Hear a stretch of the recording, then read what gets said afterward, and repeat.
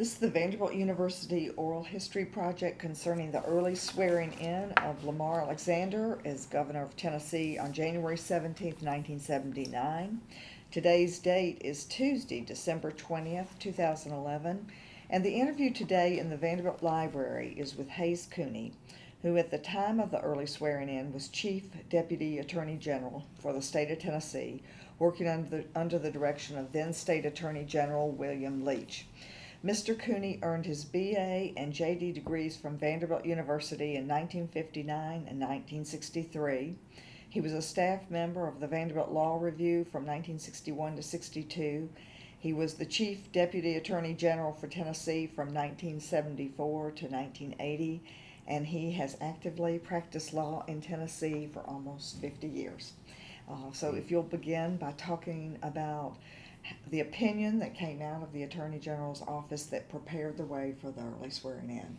Well, at the beginning, there was an opinion by a Deputy Assistant Attorney General Trip Hunt, which said that Mr. Alexander could be sworn in any time after January 15th, because our Constitution provided that the term of office of the governor began on January 15 following his election. So, of course, Lamar was elected in August, and that following January, he could come in at any time after 12:01 a.m.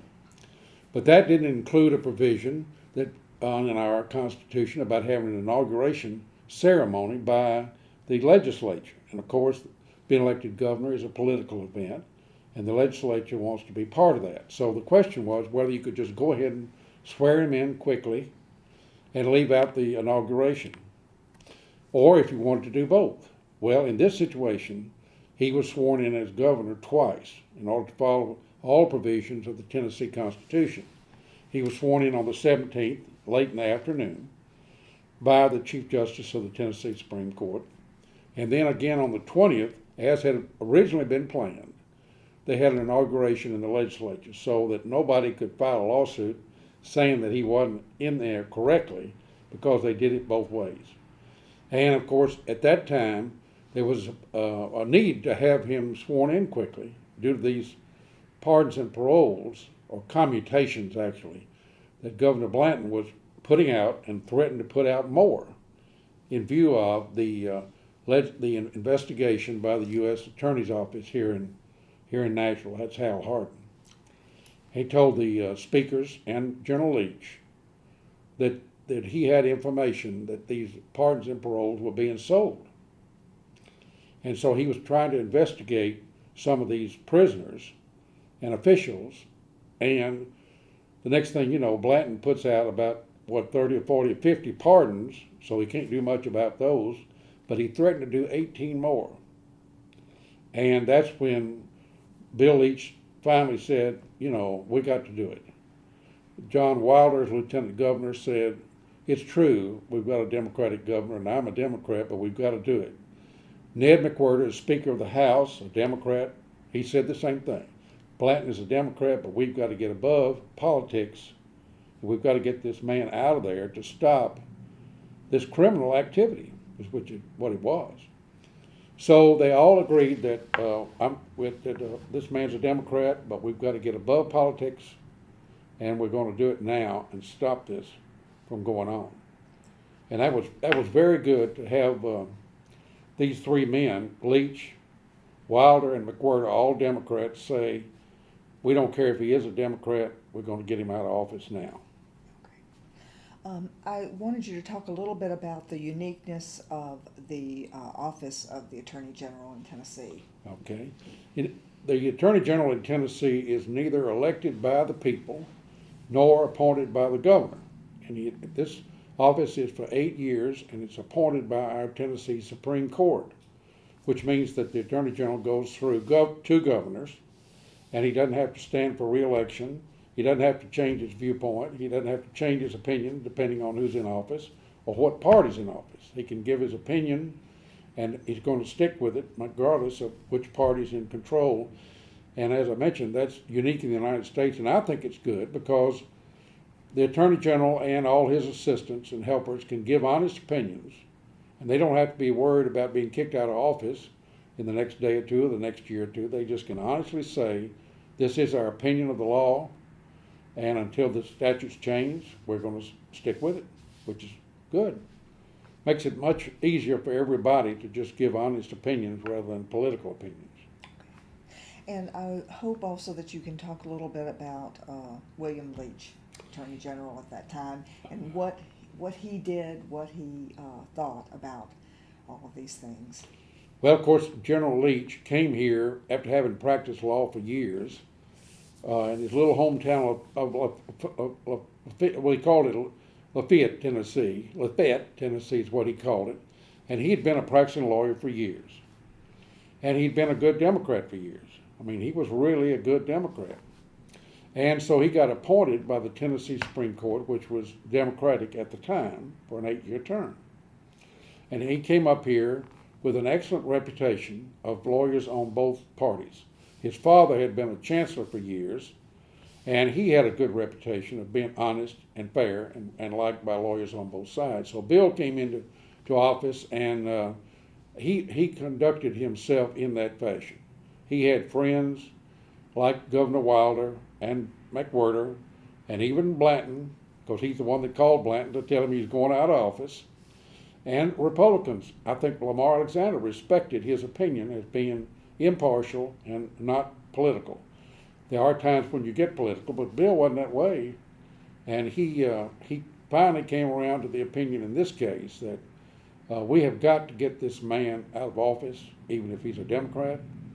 And so whatever opinions my office has put out in the past, I'm reading this one sentence out of Article 7, Section 5 of our Constitution, which says that the governor's term shall start in January 15 following his election. So on January 15, Bill Leach says, we're going to get a new man in here, and they got one in on the 17th of January. And can you talk a little bit more about what was going on for General Leach at the time? He was having one of life's tough days. He had taken over a criminal case that we had against then Circuit Court Judge here, Walter Kurtz. It was about a man named about a habeas corpus, and he went up to the Supreme Court in Washington to argue this case. Now, he hadn't been in the case at all at the trial. He hadn't been in the Court of Criminal Appeals, the Supreme Court of Tennessee, and he was up there to argue before the 9 judges of the U.S. Supreme Court. At that time, his wife was in the hospital going into labor to deliver their child. And he was trying to pay attention to this case. He was trying to think about what's happening at home. And then he started getting these calls from Hal Hardin and from Wilder and McWhirter about what is going on with this governor. So all 3 things were hitting him at one time. He argued the case in the U.S. Supreme Court, and then he came home. Within 24 hours, his wife had delivered their son. And during that same 24 hours, everything was starting to build up about Blanton. You got to get him out of here. He's going to do all these terrible things. And so Bill was having to come up with a mechanism to get rid of Blanton, to have his son born, and to argue a case in the United States Supreme Court, all within 24 hours. That's a load on anybody. Anybody. Okay.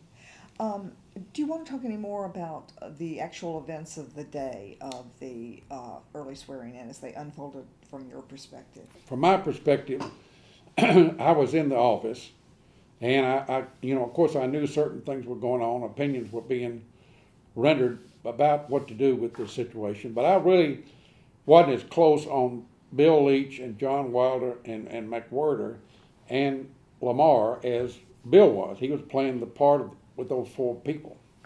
Finally, he said to me, Hayes, we're going to have to do something, and I want you to come with me over to a meeting with Hal Hardin, the U.S. Attorney, and Bill Koch. So I said, well, sure, I'll go. Whatever you want me to do, I'll go and help.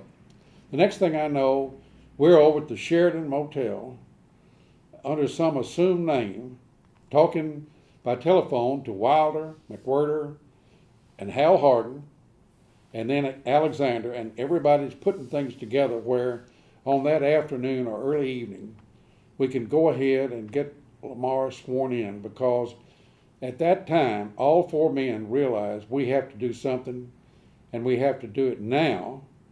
And of course, everybody, all the press and everybody were looking all over town trying to find Bill Leach.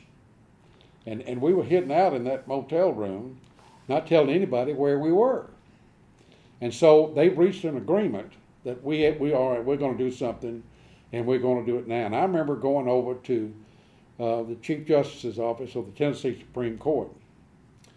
And he didn't want to do this. I don't want to do this, this Alexander's a Republican and all this kind of thing. But he finally was convinced, as were the other three men, we have to do something, and we have to do it now. So Judge Henry got his secretary to find an oath for governor, and we went over to the Supreme Court building that night and met and swore him in. And he too realized that we've got to put politics aside. This is too bad. This is embarrassing to everybody in the whole state, in front of everybody in the nation. And even Senator Jim Sasso wrote a very ugly statement about it. So all four went over to the Tennessee Supreme Court building that night and swore him in. But as I say, I felt that's the only time I've been hiding out in a motel room and not even letting anybody know where I was, or they had assumed names, and Hal Hardin wasn't telling anybody either. They were looking for him. But that was a lot of this is the result of the efforts of Hal Hardin, to be honest with you, because in his position as U.S. Attorney, he knew a good bit about what was going on. And he had to convince the state government to turn itself upside down, kick out the governor, and get a new one, and get it quickly, because of the criminal activity that was going on. He did. So Hal's due a lot of the credit. Bill's due a lot of the credit because, as I say, I think McWhirter and Wilder and Alexander all trusted Bill to shoot them straight on this stuff. And so he did. Okay. I was wondering what you think are the most important legal and constitutional issues that were brought up by the early swearing in and then sorted out afterwards or during it. Well, one thing was one of the big issues was when does the governor take office, and can he be sworn in without having this formal inauguration with the legislature? And under Article 7, Section 5, there's one line that says the governor's term begins January 15th, and it doesn't say anything about an inauguration. But then another part of the Constitution talks about inaugurating the governor on a date set by the legislature. Of course, they have to set it after January 15th, but they had scheduled this for the 20th, and Lamar went through two swearing in, the 17th and the 20th. But that was an important constitutional issue as to when can he take office? Does he have to have an inauguration to be sworn in legally or not? And it was ruled that he didn't have to wait by Bill Leach and others here. We'll just go ahead now. It's after the 15th. We'll swear him in now, and I'll get the two speakers to agree to it and the Chief Justice to agree to it, and that'll be fine. So that was the big constitutional issue. And of course, when you do something like this, you're always thinking about, well, who's going to file a lawsuit about this? Who's going to think we're doing something we shouldn't be doing?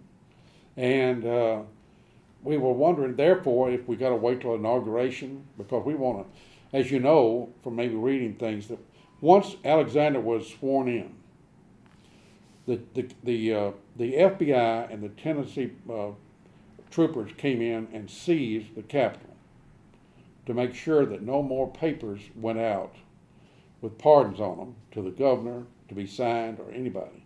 And so when you're getting ready to seize a Capitol, and that's pretty strong. And Louis Donaldson is one of the ones that talked to the governor and said, no, you're not giving out any more of these. Commissioner of Corrections Henderson said, no, you're not taking any to him. And the Secretary of State had already accused the governor of being a fool for what he was doing. They said he had more guts than sense and brains. That was Gentry Crowell. But the plan was then to seize the Capitol take over all the papers in the governor's attorney's office and prevent any further pardons, which is a pretty drastic step to seize a capital. And that's what happened. Are there parts to this story that haven't been told so far? Well, I think one thing that I've seen on a one little bitty one-line article, Leach had been going back and forth with these two opinions as to when Lamar could be sworn in. Can we just do it right now, or you have to wait for the inauguration? And finally, he came down because it was out that the governor was going to do 18 more of these, including a lot of bad apples. That he would just take this one sentence out of the article of the Constitution that says it begins on the 15th. And so he told Lamar, your term has begun, technically speaking and legally speaking, on the morning of the 16th. What this man is getting ready to do as governor with 18 more criminals should not be permitted. And so it's my advice to you as your lawyer, he was the Attorney General for the governor, Lamar, as your lawyer, that you can legally do this, and you must do it. I mean, this is embarrassing for our state, and you just can't let this happen anymore. So I think that's when he convinced Lamar, you've got to come on in. You can't wait for 5 more days and let out 18 more people. I think there's been a little bit of discussion of that, but I don't think there was quite enough as to how he finally came down to his opinion that we're going now, and I'm going to tell you it's legal now, and we're not waiting 3 more days. And so I thought that was very important to realize. Do you have any other stories, anecdotes relating to the early swearing in that you'd like to Well, share? I really don't. I'd say that the big thing that hit me that day is to how serious this whole thing was and how bad the situation was when Bill took us over to hide out in the Sheridan and be talking by telephone to Lamar and John Wilder and Ned McWhirter and Judge Henry, and all the press was running around trying to find out what was going on. And also, actually, there were some Republican legislators who were trying to find him too, to find out what was going on. But Lamar wasn't spilling the beans. Wilder was not spilling the beans. McWhirter wasn't spilling the beans. Judge Henry wasn't spilling the beans. And of course, Hal Hardin wasn't. He wasn't even giving out his sources to Bill Leach or Lamar Alexander or anybody, because that was a government secret. So as I say, all of a sudden I realized when I'm going to do this how serious this was for the people of the state, and I was glad to be a part of it. It was exciting, really exciting for all of us over there, and we'll always remember it. I'm sorry we lost Bill Leach later, because he'd be a good one to tell about all this. He probably knows some things that I don't know, to tell you the truth, and Judge Cope doesn't know, because he was the one that would talk mainly with Hal Hardin. And so Hal had a lot of respect for him. I know that, and still does. And he practices here in Nashville. I see him every now and then, so we talk a little bit. But I think that was, I still remember how these 4 men went above politics. I imagine one of the few times that they really teamed up against their own Democrats, to do something for the good of the state. And they did it. And that's big, is to go above your party politics and kick out your own governor and go on and do right things. And I was really impressed with all 4 of them getting above politics. Anything else? That's about it. All right. Thank you very much. Well, you're welcome. I hope it can help some. It's an interesting story. It is.